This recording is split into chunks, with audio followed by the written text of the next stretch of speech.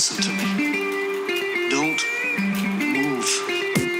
I want to talk to you. Come on, sit down. Et si je te mets une balle dans la tête, hein, qu'est-ce que tu penses de ça? Vous avez un peu abusé de la bouteille, est-ce que je vois?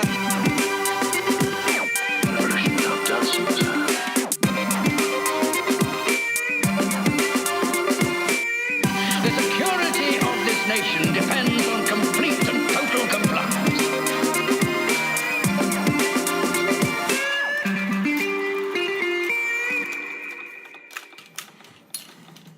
Bonsoir à tous, on se retrouve pour un nouvel épisode de Cinécast en version classique. Avec moi, mon fidèle compère de cet été, Aurel. Décidément, le summer camp, c'est niveau rythme, ça y va. Hein. Effectivement, vous allez probablement le découvrir.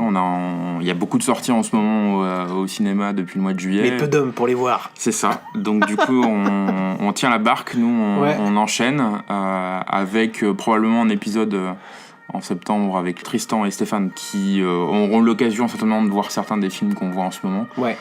Et on fera probablement un épisode récap pour qui nous disent un peu ce qu'ils ont pensé. Pour les cancres du fond de la classe. Et si on doit considérer que c'est nous qui avons eu tort de critiquer certains films ou d'en aimer d'autres. En attendant, ce soir, on va au ciné. Et donc, Aurel, qu'est-ce qu'on va voir ce soir ? Eh bien, ce soir, on va voir un film que on attend, hein, encore une fois. Ça fait partie de nos chouchous qu'on avait repérés. On va voir Dunkerque de Christopher Nolan. Donc on va pas trop revenir sur qui est Christopher Nolan, parce que je pense que tout le monde sait à peu près qui c'est. Nous, ça nous concerne en plus indirectement, ce film-là, puisque un des bateaux de la ville de Nantes a été réquisitionné et est à l'écran, apparemment. Donc c'est le petit clin d'œil aussi qui nous rattache un petit peu à ce film-là. Fertier, cœur avec les doigts. Ouais, carrément. Du coup, Christopher Nolan, je vais pas refaire toute la comment dire, la filmographie, mais 2-3 trucs rapides. Ce qu'il a fait connaître, c'est Memento. Ensuite, il avait 2 ans plus tard, c'est quelqu'un qui a un rythme de tournage assez rapide. Il enchaîne avec Insomnia, et puis ensuite, il va se passer Batman Begins, et c'est là où il va commencer, je pense, vraiment à exploser aux yeux du grand public, puisque il mettra un sacré coup avec The Dark Knight, qui, toi, je sais, Francky, est un de tes films préférés, et moi aussi, qui reste une des plus grosses claques que j'ai pris au cinéma, et qui a presque, dis donc là, ça fera 10 ans l'année prochaine. Ouais, ça fait donc 10 ans que Heath Ledger nous a quittés. Ensuite, il avait enchaîné avec Inception. Il avait clôturé la trilogie The Dark Knight avec The Dark Knight Rises, sur lequel il y a beaucoup à dire. Ce film est une merde. Peut-être pas quand même, enfin quand même. Ensuite, il avait un petit peu produit, parce que je pense que le jeune homme avait un peu besoin de se reposer. On l'a retrouvé donc à la production et au scénario notamment de Man of Steel, qui était que moi j'aime beaucoup.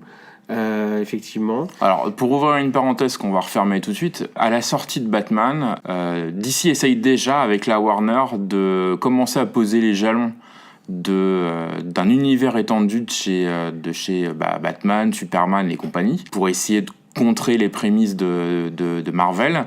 Donc se pose la question à la fin de Batman Rises de qu'est-ce qu'on fait de jeune homme qui, dans le plan final, monte et découvre la Batcave. Ouais. Donc pendant un temps, on suppute que la continuité va se faire et que là, on enchaîne avec Superman pour réutiliser la trilogie de Nolan pour raccrocher les wagons et amorcer Justice League.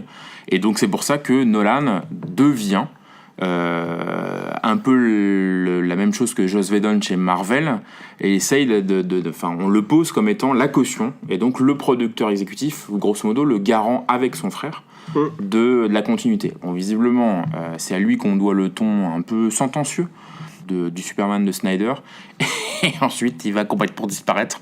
Je pense qu'il leur a dit, bon, vous avez bien utilisé mon nom sur le Superman, moi j'ai un peu autre chose à foutre, les super-héros finalement j'aime pas tant je suis pas très fan, et du coup merci mais non merci. Ouais, et il va revenir, du coup il va produire un petit peu, notamment je pense que on en avait parlé toi et moi, mais c'est Transcendance, le film que tu cherchais. Ah oui, tout à l'heure. Voilà, ouais. C'est celui-là, un ancien chef-op. Ouais, qui était un four complet, et il revient aux affaires avec moi, un film qui m'a juste vraiment tué. Voilà, c'est un Interstellar, on en reparlera. Et puis, il y a encore son nom qui traîne sur Batman, l'aube de la justice, je sais pas pourquoi.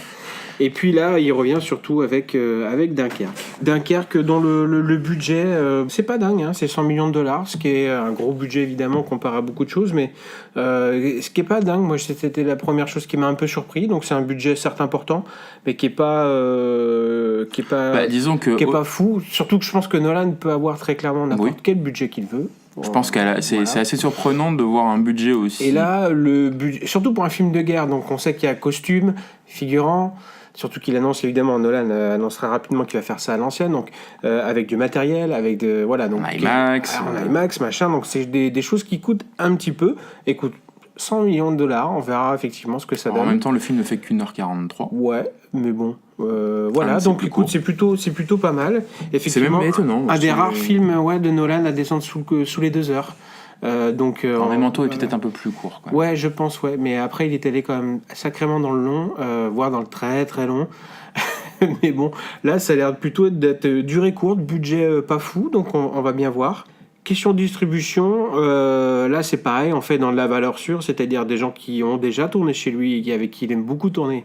Il y a Cillian Murphy, voilà. Tom Hardy, Monsieur Tom Hardy, Bane, quoi dire, Mad Max, voilà. Tom Hardy, je sais pas, je suis ouais. À quand le film The Rock Tom Hardy? Je sais pas, j'espère pas, parce qu'il y a trop de testostérone, non, tu la testostérone. C'est que j'ai déjà clamé mon amour pour The Rock, mais je crois que là, s'il y en a un, si un jour je me fais tatouer sa gueule, c'est Tom Hardy. Voilà, je le dis très clairement, c'est lui, ce type-là. Moi, j'adore tout ce qu'il fait, j'adore dans tout ce qu'il, voilà. J'ai pas vu sa série là qui est passée sur le canal que j'ai raté. Qui avait l'air assez génial. Parce que monsieur est abonné à Canal+. Ouais, j'ai pas vu. Rares. Je sais non plus aussi qu'il est dans la. D'ailleurs, il me semble pas. D'ailleurs, Cillian Murphy, Tom Hardy, tous les deux dans Peaky Blinders, la série qui passe. Alors, Peaky Blinders sur Cillian Murphy, je crois pas. Tom Hardy. Dans la saison 2. Ah, peut-être. Il me semble. De toute façon, c'est des bros maintenant. Ouais, sacrée équipe de mecs quand même. Kenneth Branagh, moi, je suis très content de le voir. Je pense que ça a été un des premiers à être casté. Ouais. On a besoin d'un, je sais pas, général, commandant. Je crois qu'il est, tout à fait. Haut gradé de la Navy. Bon. Bah ouais, mais ça fait plaisir de voir que des types comme ça, parce que il a eu un moment où ça allait pas très fort pour lui, Kenneth Branagh, et du coup il était passé à la réalisation et c'était quand même pas génial. Et le voir en tant qu'acteur dans quelque chose d'un peu moins cachetonnant, parce que moi il a été aussi, enfin moi j'ai en mémoire il est dans le dernier Jack Ryan là, le truc abominable qui a été fait avec Chris, comment il s'appelle, le Captain Kirk, ouais, Chris Pine. Wow, t'as infligé ça toi? Bah Canal. Moi j'ai. Toi t'as Netflix, moi j'ai Canal. Bah non, moi je me suis arrêté à Ben Affleck et j'ai fait ouais, ok. Et c'était abominable parce qu'il surjouait avec un accent russe et c'était ridicule au possible. Ah non, mais les acteurs américains qui jouent des Russes, c'est toujours un bonheur. Et bref, alors que c'est un super acteur. Donc là, je suis content de le revoir dans quelque chose de solide, dans l'écurie Nolan, et j'espère qu'on va le revoir là-dedans. Mark Rylance, alors que tu connais peut-être un peu plus que moi. Moi, j'ai pris une claque monstrueuse avec le Pont des Espions, le dernier Spielberg en date, qui est un film brillant, magnifique. Voilà, Spielberg rappelle au monde qui c'est le patron. Et puis ensuite, on a toute une brochette de petits jeunes là. Oui, bah oui, puisque a priori il y a beaucoup de soldats anglais et que les soldats anglais étaient jeunes à cette époque-là. Le seul truc, moi j'en connais pas un seul, à part la tête de cul du groupe One Direction. Donc je ne sais pas pourquoi Nolan l'a casté. Alors, Harry Styles. Figure-toi je ne sais pas. Et ce qui m'énerve en plus, c'est que sa chanson qu'il a sortie là, il y a un mois, je l'ai dans la tête et ça m'énerve. Parce que c'est vraiment de la soupe et ça m'agace.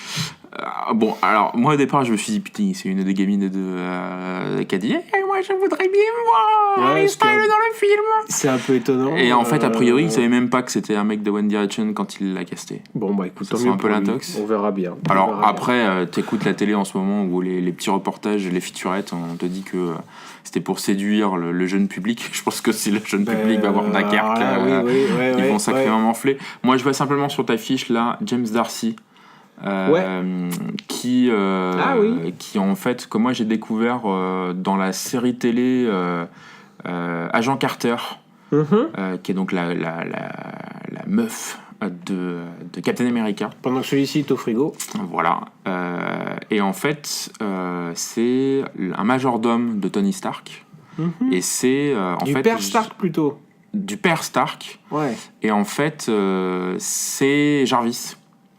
Mais le vrai Jarvis, pas la voix. D'accord. Et c'est un mec qui, dans la série, qui a pas marché, qui a derrière été annulé, et était plutôt pas mal. D'accord. Donc du coup, là, je sais pas du tout ce qu'il va jouer comme rôle. J'ai hâte de voir ce que ça peut donner. Il est capitaine, monsieur. Ah, donc il va être avec Kenneth. Et pour te dire que Kenneth, lui, est commandant, monsieur. Ah, voilà, bah oui, non, mais voilà, Hein? Ok. déconne pas, quoi. Bon, il y a du galon. Bon, On y on va va voir ça. Ouais, attends, on n'entend pas dit. On attend quoi? Qu'est-ce qu'on attend? On attend un bon film. Ouais. Après Nolan, moi j'ai un peu de mal sur les... Enfin, un peu de mal. C'est le côté très froid de Nolan, qui a un peu de mal avec les sentiments humains. Si tu veux, le cinéma de Nolan est un cinéma très précis, conceptualisé, mais que je trouve froid. C'est pas une caméra enveloppante. Ça vient aussi de son obsession maintenant pour l'IMAX, le très grand format. Sauf que l'IMAX, c'est pas fait pour tourner des plans rapprochés. Et là-dessus, regardez les bonus de Die Hard 1 de McTiernan sur l'usage du cinémascope, qui dit qu'il faut tourner certaines choses en cinémascope, mais pas tout, pour justement se rapprocher des personnages. Et en fait, Nolan oublie un peu, à mon sens, un peu ça. Donc c'est très sympa, c'est très clinique, mais ça manque un peu de chaleur d'envelopper tes personnages. C'est pour ça que là, film de guerre, j'attends de voir ce que Nolan, qui est clairement pas un manche, qui a des bonnes idées, peut faire avec ce thème-là, même si je crois comprendre que c'est pas non plus réellement un film de guerre. Moi, à mon avis, c'est moi ce que j'attends. Je vais pas reprendre tout ce que j'ai pensé de chacun de ces films, mais moi je suis resté de toute façon sur Interstellar qui est vraiment et qui m'a fait moi plaisir, parce qu'en fait ce type-là, ce que j'aime beaucoup chez Nolan, c'est cette capacité à ne pas céder à la facilité.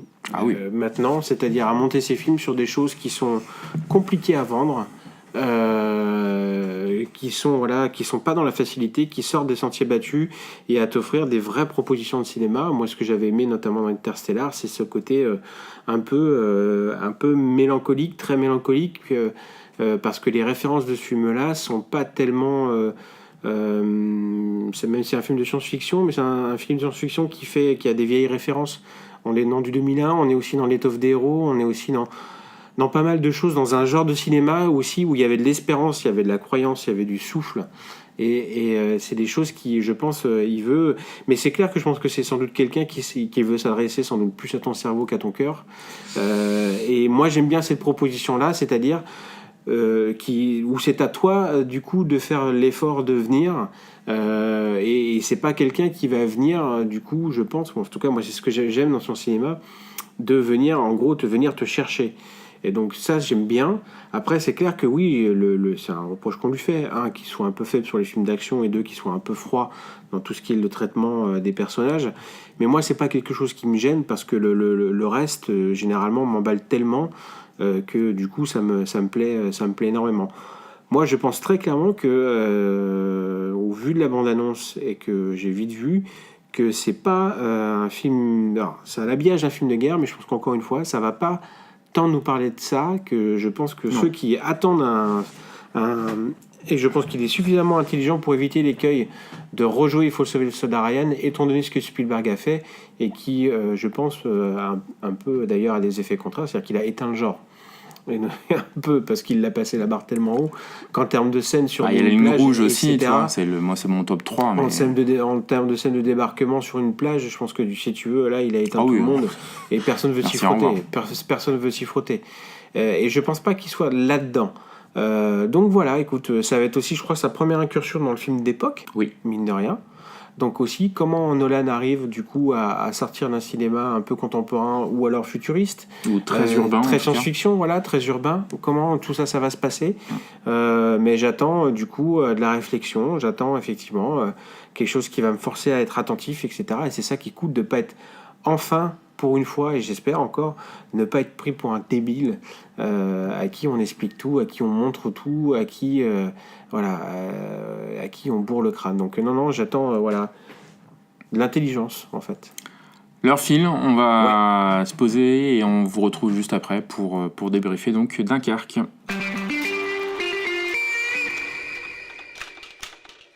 On sort donc de la projection de Dunkerque, un peu lessivée, on va dire, même si ça ne dure qu'1h40, c'est quand même 1h40 intense. Allez, que dire ? un rapide on y va pas ? Ah bah on y va, bien évidemment. Évidemment qu'on y va. Ouais, c'est pas un suspense, mais on y va peut-être en sachant un peu ce qu'on va voir. Voilà, donc écoutez un petit peu, parce que... Avant de débriefer, peut-être un petit warning, et c'est quelque chose finalement qui est un peu la constante de cet été. Attention à la manière dont on market les films, c'est pas nécessairement c'est clair. ce qu'on vous vend. Donc si on respecte l'ordre d'enregistrement, au moment où vous écouterez Dunkerque, vous aurez probablement pu écouter notre avis sur Baby Driver. Qui donc n'est pas un film rigolo de braquage. Voilà, puisqu'en définitive, moi, après l'enregistrement, j'ai découvert que Edgar Wright ne l'a jamais voulu le présenter comme étant une comédie d'action, mais comme un vrai thriller. Et que donc la bande-annonce qui nous vend un truc un peu à la cool, façon The Nice Guys, et ben en fait, ça n'a pas l'aval, clairement, d'Edgar Wright, qui voulait pas, enfin, qui n'a jamais présenté son film comme ça. Ce qui fait que j'ai peut-être retourné le voir pour me faire un peu, enfin, recreuser cette question-là. Là, Dunkerque, bah, forcément, c'est un habillage de film de guerre, donc on l'a présenté comme un film de guerre. Mais ça n'est surtout pas un film de guerre. Voilà. C'est un film concept. Ouais. C'est un vrai concept, finalement un peu comme Baby Driver, puisque c'est impossible de vous spoiler l'histoire parce qu'en définitive, il n'y en a pas tant que ça. Enfin, c'est une narration par l'image. On se rapproche un peu du travail de... La toile de fond, c'est l'opération Dynamo. Voilà, de Miller. Donc finalement, grosso modo, il y a 3 sujets qui se mélangent constamment dans le film. Le premier qui se déroule sur une semaine, qui est grosso modo la fuite des 4 petits minots de cette plage. Embourbés dans les troupes au sol, ils sont 400 000 à attendre sur la plage, les bateaux ne viennent pas. Les bateaux ne peuvent pas venir parce qu'ils sont ou torpillés ou mitraillés par l'aviation. Donc, il y a les Allemands qui poussent. Voilà, les Allemands poussent sur la ville de Dunkerque. Donc on suit ce groupe de jeunes qui essayent en tout cas de quitter la plage. On a sur une journée Mark Rylance qui prend l'initiative. Enfin, qui réquisitionne. On réquisitionne. On ne sait pas trop si c'est réquisitionné. Si, il réquisitionne, mais simplement, en fait, ce qu'il ne veut pas lui, c'est-à-dire que l'armée, si elle réquisitionne ton bateau, c'est pour mettre un capitaine de son jus à elle dedans, voilà. Et lui, en gros, personne ne touche son bateau, c'est mon bateau, j'y vais. Donc c'est Mark Rylance qui joue un Anglais qui va donc utiliser un bateau perso pour traverser la Manche et aller chercher les gars sur la plage. Et on a un autre pack du film qui donc se déroule sur 1 heure.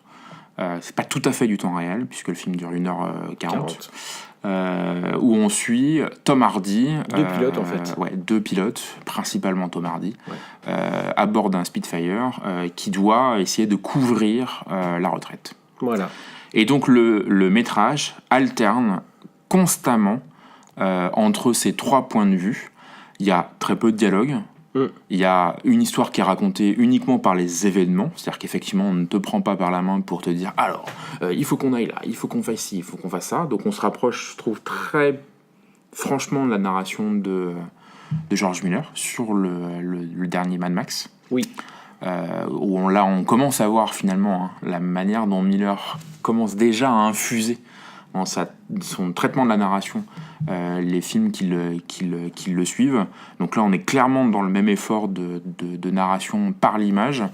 Donc attention à ce que vous allez voir si vous voulez voir et finalement les films de guerre sont ceux qui ont peut-être permis de travailler vraiment plein de thématiques. Tu prends entre Il faut sauver le soldat Ryan, Full Metal Jacket, Apocalypse Now et The Thin Red Line, donc la ligne rouge, t'as déjà 4 films complètement différents. Bah pour moi on rajoute celui-là qui est vraiment un film concept, donc ce n'est pas un film de guerre. N'allez pas pour aller voir des Allemands, des MP40 et des bateaux, des avions. Vous allez certes voir des bateaux et des avions, mais c'est un vrai concept, c'est un vrai film d'auteur. Donc effectivement, il faut aller le voir, mais en toute connaissance de cause, parce que sinon, je pense qu'on peut être un petit peu pris de court. Sachant que la particularité du film, c'est que comme on n'est pas effectivement sur la même durée de temps, mais il y a un moment où les timelines de chaque vont se croiser. Ouais.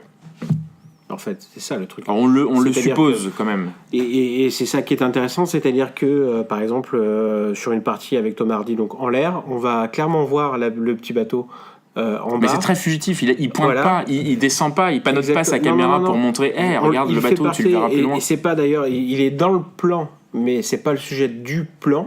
Non. Et on revoit la même scène après. » 10-15 minutes plus tard. 10-15 minutes plus tard, où effectivement les gens dans le bateau sont survolés par les Spitfire. Voilà. Donc c'est ça qui est intéressant, c'est qu'à un moment, régulièrement, les timelines se croisent, se mélangent, pour ensuite repartir chacune de leur côté, se dérouler. Voilà, donc et voilà. Mais encore une fois, c'est un film qui, du coup, il se rapproche un petit peu d'Interstellar sur la notion toujours du temps. Du temps qui passe, avec du coup ce qui fait aussi, et là aussi c'est intéressant, autant Baby Driver, on vous a farci la tête avec l'utilisation que vous pouvez faire du son et de la bande-annonce, enfin de la musique. Alors là, pour le coup, etc. on l'a vu avec un bon son qui tabasse. Ah, ça fait plaisir. Et donc, du coup, Je crois qu'ils nous ont entendus, ils savent qu'on a des sur. Bah non, c'est surtout qu'on sait ce qui passait à côté de Baby Driver, quoi. C'est peut-être ça, ouais. Ah oui, c'est vrai, c'est au même étage. Ouais, c'est la scène d'à côté. Et donc, du coup, là, on a eu des bonnes conditions. Et donc, c'est important parce que, on en prend quand même plein les oreilles. Et ça, c'est plutôt cool. Et surtout, 2, ça met... on aura peut-être un sujet de désaccord là-dessus, toi et moi, Francky. Mais moi, j'ai beaucoup aimé, encore une fois... le score d'Hans Zimmer, qui de toute façon est très intelligent. Il y a une idée de moi que je trouve absolument géniale, c'est qu'en fait il y a un tic-tac qui est permanent, quasiment. Bah, le tic-tac qu'on entend dans la bande-annonce. Et donc, dans une des bandes-annonces, je crois que c'est la deuxième. Peut-être. Et du coup, vous avez un vrai tic-tac que vous entendez très très très très souvent et qui rythme en fait le score, qui prend de l'ampleur, des fois est plus discret, des fois revient effectivement, s'accélère dans les scènes où il se passe des choses stressantes, etc., pour accompagner les montées en puissance dramatique de ce qui se passe, parce que ce qu'on vous montre à l'écran en fait est quand même assez terrible, notamment la partie pour les jeunes garçons qui sont des soldats qui sont ramenés, qui vont essayer 3-4 fois de fuir cette plage de Dunkerque, et ça va être des fiascos total, et à chaque fois ils vont être ramenés sur cette plage pour essayer de repartir, etc. Donc il y a tout ça, et donc moi cette utilisation du coup du son, et notamment de ce score et cette bande-annonce avec un tic-tac, là aussi c'est une autre démonstration, peut-être un peu plus à l'ancienne, mais que quand on accorde une vraie importance au son et notamment à la musique, on peut vraiment faire décoller des films et accompagner des films. Alors la prise de son, elle est effectivement très percutante, parce que elle est très tributaire de ce qu'on montre à l'image. Donc l'aspect IMAX éloigné des personnages, on le retrouve pas dans le film. Il y a beaucoup de gros plans, notamment dans les avions. On quitte très rarement l'enceinte du cockpit. On a des plans assez intéressants de Tom Hardy, masqué du coup avec son... Encore une fois, décidément, c'est... Je crois qu'il doit pas aimer sa gueule en fait, je sais pas. Je sais pas, ouais, mais si tu veux, en plus avec... Donc du coup, on est au contact des moteurs, on est au contact des mitrailleuses dans l'avion, on est au contact... on est au plus proche quand les avions passent, donc effectivement le fameux Rolls-Royce Merlin, on l'entend bien, pour tous les fans de l'aviation dont je suis. On entend les bateaux, on entend les coques qui réagissent aux impacts de torpilles. Donc on a tout ça. Grosso modo, il sort, à mon sens, pas trop des clous du travail exceptionnel qui avait déjà été fait par Spielberg à l'époque du Soldat Ryan. Donc on est à peu près dans cette volonté de montrer à quel point le son peut être stressant, vecteur de stress et d'angoisse. Après, sur la musique, effectivement, l'utilisation du tic-tac est très intéressante. Grosso modo, le score de Zimmer est plutôt réussi, parce qu'on évite, peut-être il n'y a qu'une seule fois, où on évite l'envolée lyrique, violon et compagnie. Ouais. Bon, la scène le permet, mais je trouve que c'est un peu too much à ce moment-là. Moi, elle me dérange, en fait, cette musique-là, parce qu'elle est permanente. Alors, en fait, toi, le temps de venir du ciné et de rentrer ici, elle me dérange, mais en même temps, est-ce qu'elle est faite aussi pour déranger? Donc finalement, l'effet, il doit être là aussi. Toi, Tu crois? d'être tout le temps se rappelle, etc., et t'es pas à l'aise. Donc je pense qu'elle produit ses effets. Maintenant, à quelques reprises, j'aurais aimé, au vu de ce qu'on voit à l'écran, qu'elle s'arrête. Complètement. C'est-à-dire qu'à un moment donné, c'est presque un film dont je souhaiterais, dans le Blu-ray, qu'on puisse couper la musique et de regarder le film sans musique, uniquement pour voir le bruit du moteur, le bruit des claques des armes, le bruit des bateaux, le bruit des impacts, etc. Parce que souvent, je trouve que la musique prend trop le pas sur là-dessus et du coup, je serais hyper intéressé pour ne voir ça sans la musique, toi, le montage, parce que elle est permanente et au bout d'un moment, t'as juste envie de dire mais arrête avec ta musique. On a compris, ça rythme bien tes trucs, les 3 quarts du temps, ça fonctionne. Mais toujours ce côté un peu froid des choses un peu cliniques. C'est un parti pris, hein, donc du coup, il est tout à fait légitime à le faire. Mais il y a plein de scènes où c'est très prétentieux pour moi de dire ça, mais dans le montage, je me dis, hop, là tu coupes. Et tu me laisses 1, 2, 3 secondes. Un truc tout bête, on voit une torpille sous l'eau de nuit, il y a un halo, on sait qu'elle va frapper, on sait que, parce qu'on a déjà entendu le mixage sonore, que ça va péter, que les gars ils sont dans la cale, que l'eau va s'infiltrer, etc. Et en fait la musique continue, et en fait t'aurais juste envie au moment de l'impact tu coupes, et là pendant 1 ou 2 minutes où tu assistes à ça, t'as pas de musique, et tu laisses l'image prendre le pas. Du coup c'est un même défaut que j'aurais pu faire sur IA, Intelligence Artificielle de Spielberg, qui avait été réalisé sur un scénario, une idée de Kubrick, et dans lequel le score de John Williams est magnifique. Il y a des morceaux au piano qui sont dingues, mais en fait, t'as de la musique tout le temps. Et en fait, ça te brouille la perception que tu peux avoir de l'image. Là, voilà, pour moi, c'est peut-être le seul défaut du film, ce serait ça. C'est une utilisation un peu trop abusive de la musique et pas de respiration pour te laisser prendre vraiment le choc de l'image de ce qu'il te voit. Parce qu'au-delà de ça, en termes de mise en scène et de plan, ça envoie, hein. Putain. Alors, on a des plans dans des avions qui sont dingues, on a des plans dans des bateaux qui sont... Ah, là, je suis peut-être un peu... Écoute, moi, je trouve que franchement, sur certains plans, notamment les plans de mauvais temps, qui sont pas quand c'est, parce que ça peut-être pas n'importe qui peut le faire, mais je veux dire c'est plus évident. Les plans qui sont beaucoup plus larges, où effectivement ils sont encore en train d'attendre, ils ont déjà échoué, il y a de moins en moins de monde sur la plage parce que soit tout le monde est mort, soit voilà, c'est un peu il y a des plans où donc il fait vraiment pas beau. Et c'est superbe, mais il y a aussi des choses qui sont effectivement au plus près, un peu plus, et qui donnent vraiment, toutes les scènes de bateaux qui coulent sont assez top. Avec des plans qui sont du coup qui sont débulés. Non, il y a, tu sens que chaque plan notamment, a vraiment été... Le truc est très angoissant, alors tu le sens venir, où effectivement, où ils sont enfermés dans la cale, tu dis ça va pas bien se passer, ça va pas le faire. Et voilà, effectivement, ça le fait pas. Et il y a un côté rat pris au piège qui tout de suite, avant même l'impact, je trouve, qui est déjà là. Tu peux aller te coucher, Michael Bay, avec ton Pearl Harbor. Hein. Ouais. S'il pouvait se coucher tout court, ce serait cool. Mais du coup, ouais. Non, tu sens que le plan, tout le film a été surpréparé. Et puis c'est fait, je trouve que t'as un côté fait à l'ancienne qui est le premier bateau qui coule. C'est une vraie maquette ou un vrai bateau qui coule. De chaque fois, si vous voulez, il y a même les avions, il n'y a pas d'effet numérique. C'est des maquettes. Je trouve que franchement... Si, il y a un plan truqué sur la fin. Ouais, mais qui se voit un peu, mais ça reste tout à fait honnête.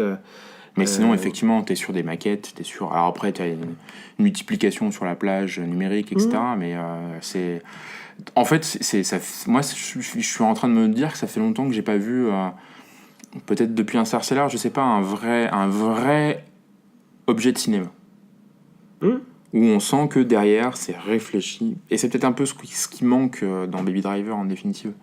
Un vrai objet de cinéma réfléchi, conceptualisé, du coup, parce que c'est encore un film concept, avec des plans de bataille aérienne qui sont travaillés, des plans et puis travaillés pas dans le sens où on suit la bombe par l'arbor style qui va... ça, c'est du plan quand tu fais quand t'as 20 piges pour t'éclater.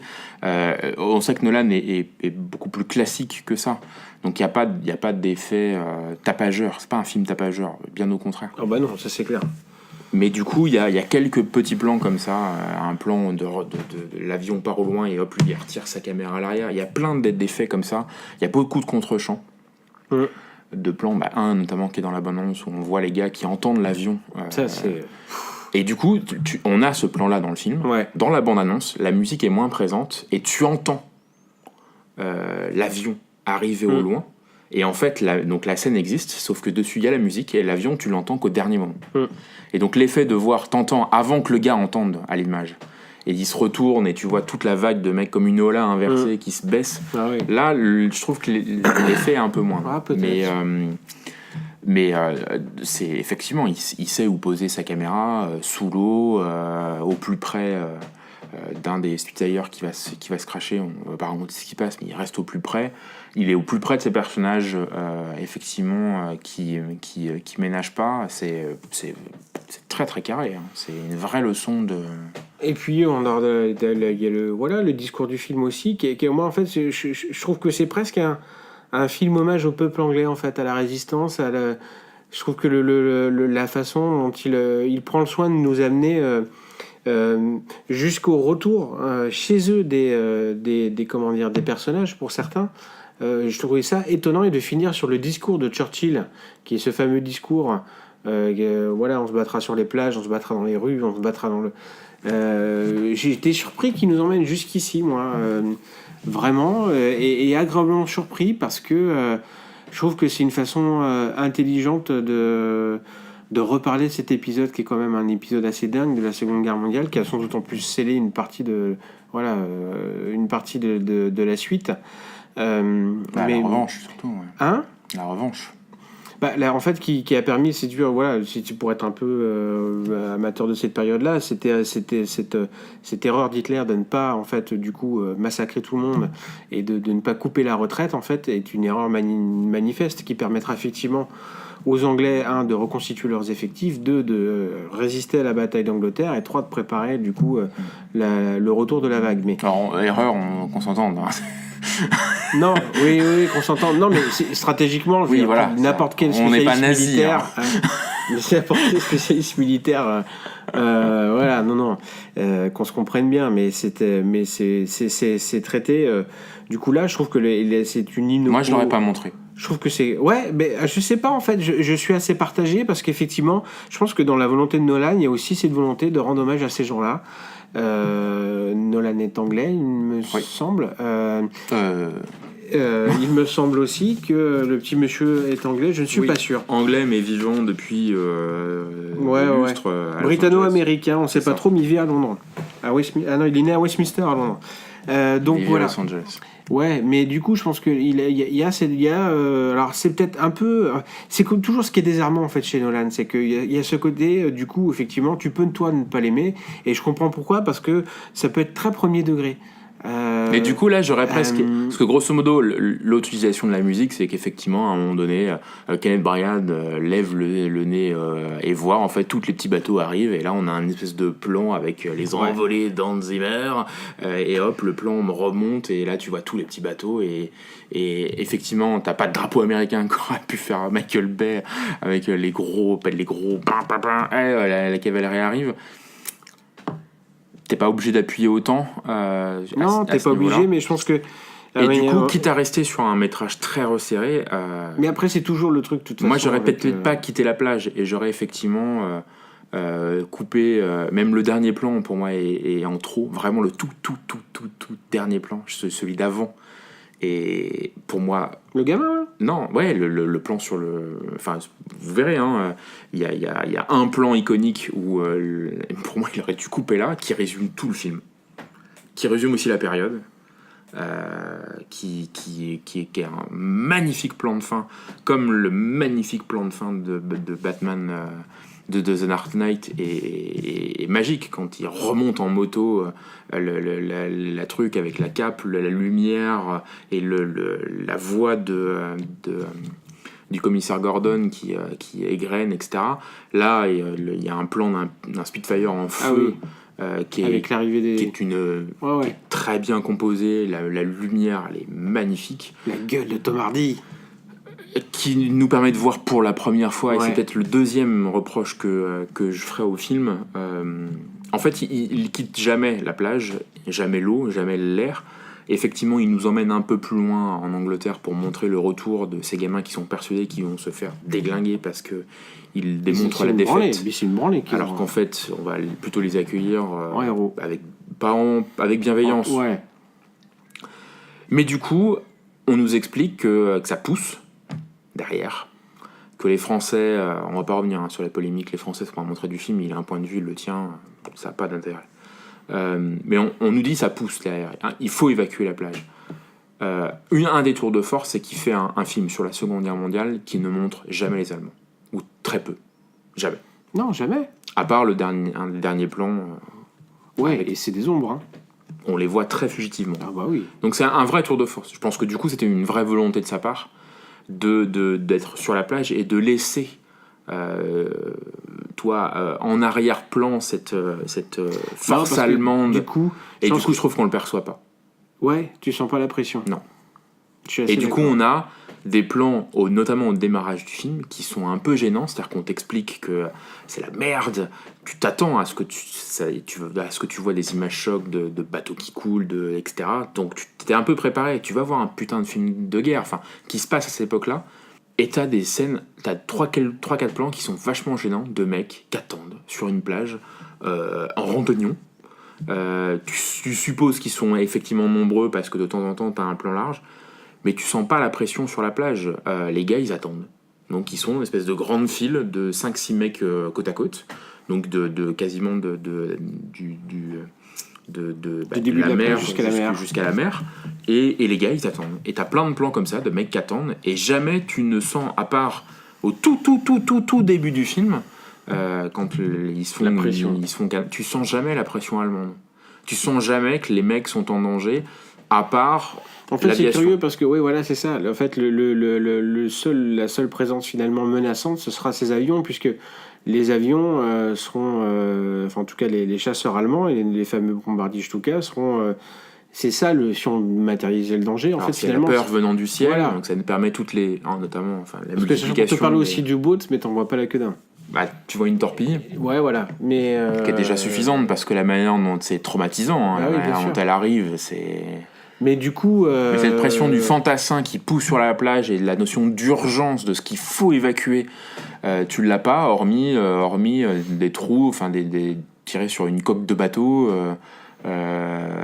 qui est très stressante en elle-même parce que ils sont réfugiés dedans. Ouais, et que, mais en même temps, du coup, c'est pas le.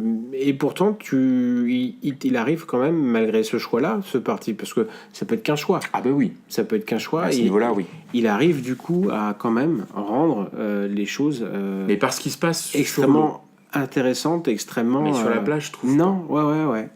Parce qu'effectivement, tu as l'urgence des combats aériens qui sont magnifiques. Ouais. Tu as l'urgence de tout ce qui se passe sur la mer, lié aussi aux combats aériens, parce qu'il y a des bombardiers qui vont pilonner les bateaux qui tentent de fuir. Mais effectivement, toute cette notion-là, à un moment donné, je me suis dit, mais En fait, pourquoi est-ce qu'ils envahissent pas la plage, quoi ? la Terre, si tu veux, c'est parce que c'était ça. On effectivement. sent, Mais ça, tu peux pas le montrer parce que ça s'est 3 pas minutes passé. dans le film, Ça c'est s'est le pas démarrage. passé. Non, mais c'est vraiment le démarrage du film où effectivement on suit ce gamin anglais qui est avec son escouade, qui se fait décimer et qui du coup passe les lignes de défense françaises et qui arrive sur la plage. Et en fait, ce passage-là est très rapide, ce qui fait que rétrospectivement, tu as cette ligne française dont on entend parler, qui tient, que tu vois matérialiser sur un plan très court. C'est vraiment les 2 premières minutes du film, et qu'ensuite tu ne vois plus. Non. Ce qui fait que cette ligne de défense qui tient et qui leur permet d'avoir ce répit, fait que pour moi, cette pression inexorable qui fait qu'il faut impérativement évacuer ces 400 000 bonhommes reste trop évanescent. Mais là, c'est du chipote. Hein.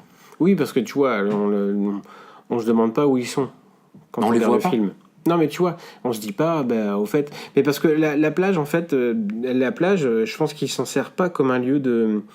C'est pas un camp retranché. Ouais, et puis Enfin, si, retranché, mais par les lignes françaises qui sont un peu plus dans la ville. Ouais, mais je pense qu'il veut montrer avec la plage, c'est vraiment le côté désespérance, en fait.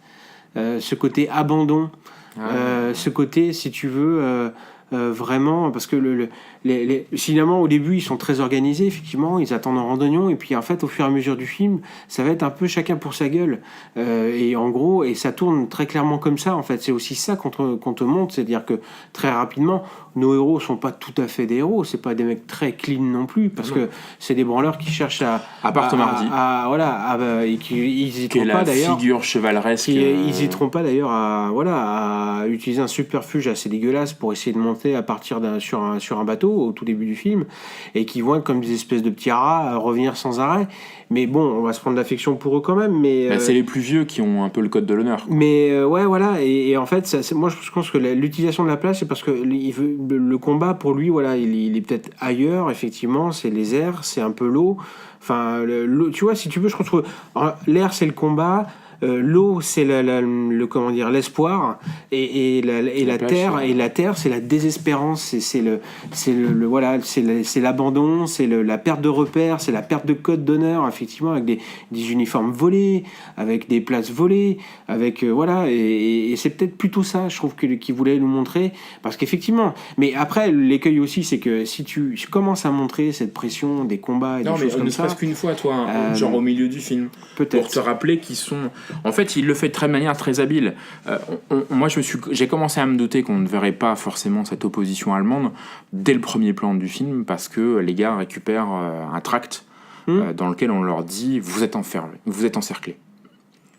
Et donc, moi, dès le départ, je me suis dit « Oh, toi, t'es vraiment parti dans un film très conceptuel où t'as réfléchi tous tes trucs, et finalement, cette opposition-là. » Et puis, 3 minutes plus tard, tu vois cette ligne de défense française, tu entends les coups de feu qu'ils échangent, donc ok, d'accord, tu veux toujours pas les montrer, très bien. Mais je trouve que à partir de ce moment-là, jusqu'à la fin du film, ce qui les pousse à sortir de la plage, on l'oublie complètement. Alors, ça preuve aussi que le film fonctionne très bien, parce que tu te retrouves complètement happé par ce que tu vois à l'écran, et qui est filmé encore une fois de manière très brillante.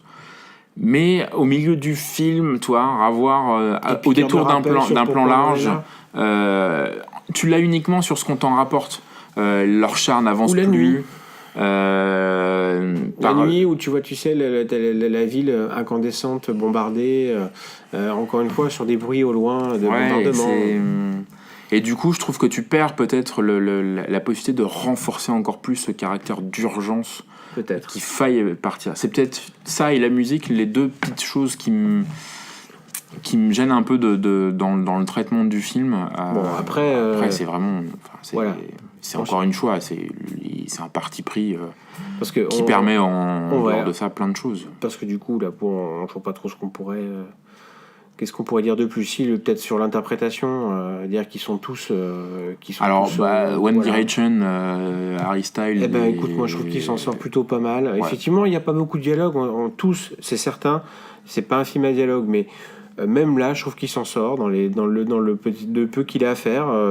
On le voit quand même pas mal. Du coup, lui, et puis je sais pas comment il s'appelle, l'autre. Fion. C'est lui, je sais pas. Voilà, lui. Ouais. C'est très podcast. Fionn Whitehead. Ouais. Et du coup, ils sont plutôt bien. Moi, je connais pas beaucoup Mark Rylance, mais il m'a mis les poils d'une façon absolument incroyable en jouant Il a un jeu très minimaliste. Ouais, mais putain, quand c'est un... Le binôme avec et puis quand tu comprends un peu plus à la fin, de quoi est fait ce monsieur, et tu dis wow, putain, la vache, les mecs. C'est là où tu dis l'écriture de tes personnages. Et ouais. Il y a un peu, parce qu'a priori, Murphy est très très bon. Le truc qui a beaucoup gêné, notamment les 4 petits jeunes, qui sont au casting, c'est qu'a priori Nolan ne leur a pas du tout écrit d'histoire. C'est-à-dire que vous êtes sur la plage, vous devez aller à cet endroit-là, il va se passer ci, mais t'as pas de roadbook de t'es né là, à cet endroit, toi, pour qu'ils construisent leur personnage. En même temps, on s'en branle. Oui, mais finalement, le seul personnage qu'on a, c'est Mark Rylance. Et il en fait quelque chose de magique, toi, Kenneth Branagh. Enfin, le mieux étant Tom Hardy. Il a pas d'histoire. Non. On a un... On sait même pas si À la c'est fin, un on nom ou apprend son un nom. nom de code. Pas plus. Le mec, il est là, il pilote. Bon, effectivement, c'est... Dans ton cul, c'est Papy le- Boington, c'est le meilleur pilote de de la RF, de apparemment. la RF, parce que le mec, même quand il n'a plus de moteur, il arrive quand même à désaguer les avions. Ouais. C'est un peu too much quand même. Ouais. C'est vraiment le Ça, c'est un preux peu- chevalier. Ouais, ouais. C'est Mais en aussi- définitive, c'est vraiment un instant T de leur histoire. On ne s'occupe Ouais. pas de ça, hormis le personnage de Mark Rylance, où au détour de quelques dialogues, encore une fois, l'imprégnation de Miller dans la narration permet de se rendre compte que c'était un mec qui a fait la Première Guerre mondiale. Ouais, qui a payé déjà un tribut sur la deuxième, Ouais. qui a Très les beau couilles de personnage. partir avec son fils. Dont on pourrait d'ailleurs penser au milieu du film qu'il est un peu caricatural, toi, d'y aller envers et contre tout, etc. Je suis l'anglais, un peu l'incarnation de Churchill, toi, Ouais, mais dans le film. Mais tu te rends compte rapidement qu'il y a un peu plus de subtilité dans... Ouais. C'est le personnage, d'ailleurs, c'est le seul qui qui réfléchit. évolue, Ouais. qui doute, Mm. à un moment donné. Mm. Qui doute sérieusement, mais qui va quand même maintenir son idée première. Kenneth Branagh aussi, le personnage évolue un peu parce qu'en même temps c'est lui qui coordonne tout ça, donc à un moment donné Ouais. forcément lui aussi doute de... Voilà, c'est pareil. Hein, quand t'as du mec, t'as des mecs comme ça, c'est Bah, au moins il nous a pas mis Alfred, quoi. Michael Caine. Ouais. Parce que du coup quand tu sors du film tu te dis ça Ouais. aurait pu, hein, le fidèle parmi les fidèles. Et... Ouais, mais là c'est tout vache. Ouais. Ouais, Non, Kenneth, il Kenneth assure. est vraiment bien, il assure. Donc voilà, donc non, au niveau de l'interprétation, de toute façon, il y aura du solide, vous ne serez pas déçus là-dessus, il n'y a personne qui est en dessous. Et tous, ils servent très bien l'histoire, et voilà, et on s'y attache, et non, c'était vraiment... Moi, je reste encore une fois sur... pour le dernier truc que je dirais peut-être, c'est que, encore une fois, putain, mais quel soulagement d'avoir du vrai cinéma. Ah bon, on s'est lavé les yeux là. Quel soulagement d'avoir Et les des oreilles. vrais films. Parce qu'on en a chroniqué des choses cette année. Il y a des choses qu'on a adorées, il y a des choses qu'on a profondément détestées, mais globalement, on a comment dire, c'est rare les vraies propositions de cinéma, je trouve quand même, mine de rien. Puisque voilà, on chronique aussi des trucs fun et malheureusement la production est fait aussi de ce genre de films beaucoup. Et décidément, Nolan a l'air parti pour inscrire son cinéma dans quelque chose d'à part. Et heureusement, parce qu'à chaque fois, qu'est-ce que ça fait du bien. Mais j'ai la même sensation qu'après Interstellar. Merci de ne pas m'avoir pris pour un con. Merci de me montrer des choses simples, mais magnifiques, et de montrer qu'on peut faire du cinéma sans pourrir tout de CGI sans arrêt. Merci de montrer qu'on peut driver des acteurs quand ils sont attachés à des choses et que tu les intéresses. Et voilà. Merci de ne pas tout m'expliquer. Merci encore une fois de faire tout ça. Et ça fait du bien. Franchement, wow. Ouais, non, mais ça fait partie de... Moi, je le rapproche finalement... je pensais pas du tout, hein, mais je le rapproche beaucoup de Mad Max dans la manière de percevoir le film, de percevoir la narration. Le fait effectivement de pas tout expliquer. Après, pas dans le rythme, hein, très clairement. Non, pas dans le trip, parce que voilà, Georges Miller en même temps, il a 40 ans de métier, si tu veux. Non, et puis Nolan n'est pas quelqu'un qui de nerveux. Non, c'est des personnes qui sont radicalement différentes, mais qui finalement ont peut-être la même manière aujourd'hui d'aborder le cinéma, en tout cas Miller sur le Fury Road. Et du coup, je le rapproche beaucoup sur ce côté, ce film très taiseux, très centré sur ce qui se passe à l'écran, la narration par ce qui se passe à l'écran. Voilà, ça m'a fait beaucoup penser à ce type de film-là. Après, moi, je garde mon petit bémol sur le sort de certains soldats, de ce qui s'y passe, dans lequel ça reste très froid. Voilà, les mecs qui se noient, t'as pas d'empathie, t'as pas toujours cette caméra, elle est toujours pas enveloppante. On te montre un certain nombre de bateaux qui coulent, on te montre des choses qui sont dramatiques, et encore une fois, ça reste un peu trop clinique quand même par certains aspects. Peut-être. Ce qui est toujours un peu dommage, voilà, t'as certains personnages qui sont vraiment secondaires, qui disparaissent, dont clairement t'as pas eu le temps de t'attacher parce qu'il se passe beaucoup de choses et que le film est très resserré, mais t'as certaines morts qui sont pas encore une fois, c'est voilà, t'as l'eau qui monte, du coup t'as tout le mécanisme de bateau qui coule avec des plans. Encore une fois, verticaux, horizontaux, on voit l'effet de la gravité, le fait que le plan n'est pas tout à fait droit. Enfin, c'est encore une fois, il y a une vraie mise en image, mais une fois que les mecs sont dans l'eau, barbotent et sont en train de se noyer, on a l'impression que ça l'intéresse plus et qu'ils passent à autre chose et que là où par contre ils s'intéressent énormément aux avions, quoi. C'est-à-dire que Tom Hardy est vraiment ce chevalier dans les airs. Donc il y accorde beaucoup d'importance à ce niveau-là. Donc voilà, je trouve qu'il manque encore peut-être ouais, ça reste vraiment très clinique. Le film s'y prête du coup quand même. Ouais. Notamment par sa durée très ramassée d'1h40.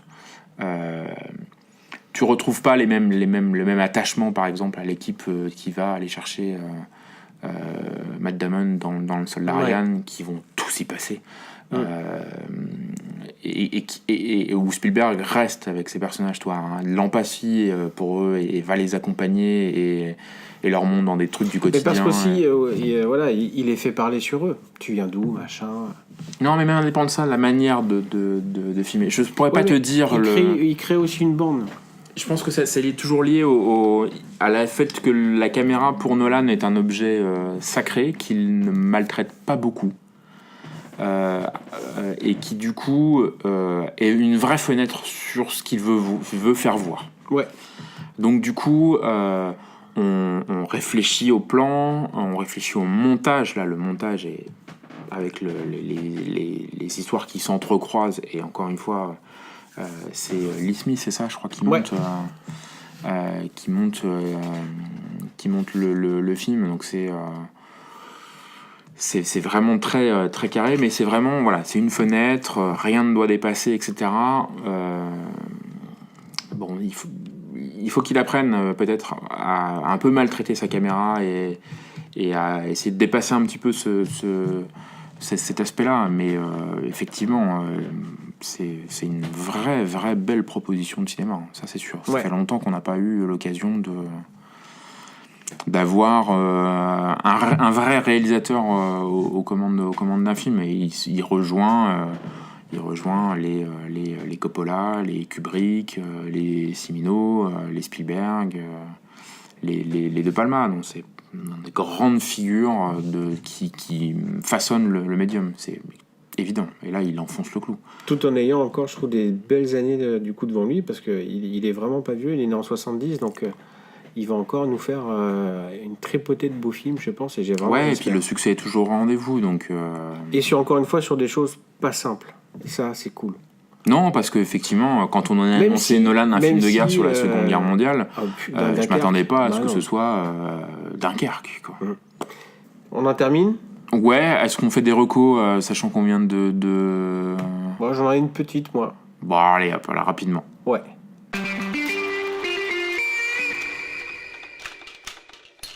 Alors Aurel, ta reco, qu'est-ce que tu veux nous recommander ? En fait, c'est assez classique pour les connaisseurs, mais c'est tout simplement, si vous voulez voir un film qui traite exactement la même histoire, mais de façon totalement différente, avec un acteur qui est le plus grand acteur peut-être du cinéma français, je vous invite à voir Week-end à Zuidcote d'Henri Verneuil, 1964. De quoi ? Week-end à Zuidcote.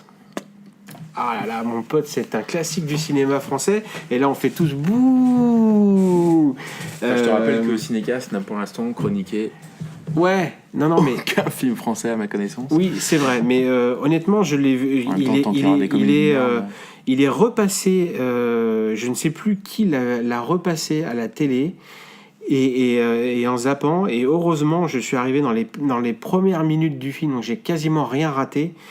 Et j'ai pris une claque parce que c'est un film extrêmement particulier. C'est Jean-Paul Belmondo qui fait donc un soldat français. Ils sont tous coincés effectivement à Dunkerque, entourés par les Allemands.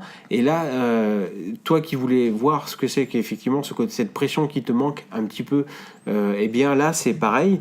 Là par contre tu vas l'avoir, la pression, puisque y a des combats, il y a des choses comme ça. Et puis il y a surtout, si tu veux, Moi, ce qui m'avait bluffé, c'est une utilisation des décors, en fait, parce que il va de squat en squat, si tu veux, comme en fait, ils savent pas quoi faire. Ils sont tankés sur la plage avec ses potes, et donc ils savent pas quoi faire. Et il y aura une petite histoire d'amour avec une nana qui, elle, ne veut pas abandonner sa maison. Et donc, en fait, ils vont squatter la maison. Aucun personnage féminin, moitié la maison, si ce n'est la nana sur les bateaux qui donnent des tartines. Ouais, voilà.